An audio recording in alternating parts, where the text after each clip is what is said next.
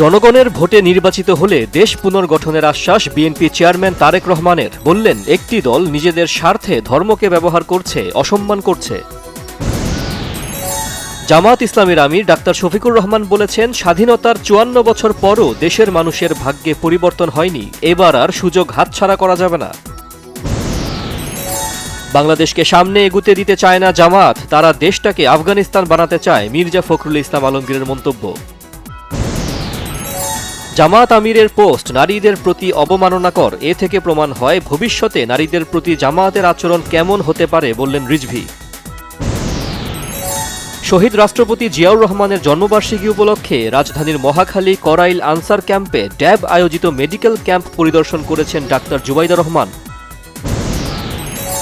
কার্যকর আইন প্রয়োগ না হলে সাইবার বুলিং প্রতিরোধ হবে না, মনে করেন ব্যারিস্টার জাইমা রহমান। দেশ গঠনে তরুণদের ভাবনা ও প্রত্যাশা নিয়ে মতবিনিময় সভায় যোগদান। দ্বৈত নাগরিকত্ব ও তথ্য গোপনের অভিযোগে ঢাকা ১১ আসনের বিএনপির প্রার্থী এম এ কাইয়ুমের প্রার্থিতার বৈধতা চ্যালেঞ্জ করে একই আসনে ১১ দলীয় জোট প্রার্থী নাহিদ ইসলামের রিট। শ্রীবর্দী উপজেলা জামায়াতের সেক্রেটারি মাওলানা রেজাউল করিম হত্যার ঘটনায় শেরপুর ৩ আসনে বিএনপি প্রার্থী মাহমুদুল হকসহ ৪০ জনকে আগাম জামিন হাইকোর্টের। নির্বাচনের দিন ভোট কেন্দ্র দখল করা হতে পারে আশঙ্কা এনসিপি আহ্বায়ক ও ঢাকা ১১ আসনের ১১ দলের প্রার্থী নাহিদ ইসলামের। নির্বাচিত হলে গ্যাস সংকট সহ এলাকার বিভিন্ন সমস্যা সমাধান এবং উন্নয়নের আশ্বাস দিয়েছেন ঢাকা ৬ আসনের বিএনপির প্রার্থী ইশরাক হোসেন।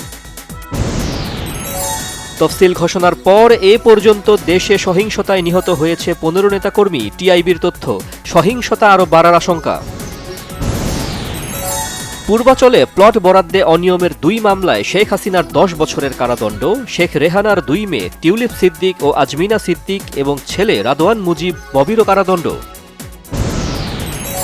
গুমের শিকার অবসরপ্রাপ্ত ব্রিগেডিয়ার জেনারেল আবদুল্লাহিল আমান আজমি ৮ বছরের নির্যাতন ও অবিচারের জন্য সুবিচার চেয়েছেন, শনাক্ত করলেন ৩ আসামিকে।